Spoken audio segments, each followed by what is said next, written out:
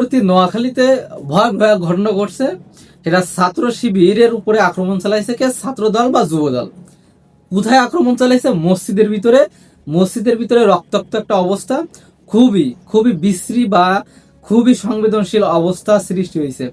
কথা আছে, ছাত্র শিবির বা জামাত তারা মসজিদে তাদের সাংগঠনিক কাজ চালায় বা মসজিদে বা সাংগঠনিক যেসব আলোচনা তারা সেখানে করে থাকে, কোরআন দান সহ বিভিন্ন প্রোগ্রাম করে থাকে।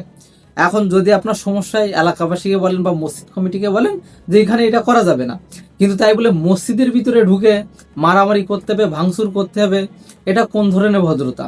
এটা কি হিন্দুস্তান নাকি এটা গাজা?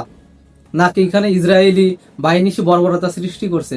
নাকি বিএমপির লোকজন এখন ইসরায়েলি বাহিনীর মতো অবস্থা হয়েছে? মনে রাখবেন, এটা হিন্দুস্তান না বা এটা গাজা না। সুতরাং 24-এর পরবর্তী সময়ে আপনাকে রাজনীতি করতে হতে গেলে আপনাকে ক্লিন ইমেজ হতে হবে এবং এই সহিংসতা এড়াই চলতে হবে। যতদূর সম্ভব আমাদের আলোচনা করতে হবে, আলোচনার মাধ্যমে বসে মীমাংসা করতে হবে। ওই পেশি শক্তি বা লাঠির জোরের রাজনীতি এখানে শেষ করতে হবে। তা না হলে আপনার পলিটিক্যাল এজেন্ডা বা আপনার পলিটিক্যাল দল ধ্বংস হয়ে যাবে অনিবার্য সময়ে এবং খুব দ্রুত সময়ে এটা হবে। সুতরাং আপনাকে মাথায় রাখতে হবে যে কি বর্তমান সময়ে বা 24-এর পরবর্তী সময়ে আওয়ামী লীগের মতো পলিটিক্স করা যাবে না, আর বিশেষ করে ধর্মীয় কেন্দ্রিক তো করাই যাবে না। মানে দিয়ে ডে বাই ডে শোনা যাচ্ছে যে কি মসজিদে হামলা আসছে, মন্দিরে হামলা আসছে, আর তারপরে এখানে দুটো পলিটিক্যাল দল তারা মারামারি কোথায় করছে? মসজিদের ভিতরে।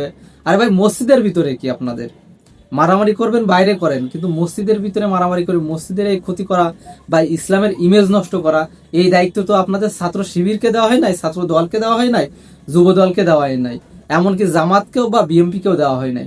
সুতরাং ধর্মীয় কোনো বিষয় নিয়ে বা ধর্মীয় কোনো প্রতিষ্ঠান নিয়ে রাজনীতি করবেন না এবং এখানে রাজনৈতিক কোনো সহিংসতার সৃষ্টি করবেন না।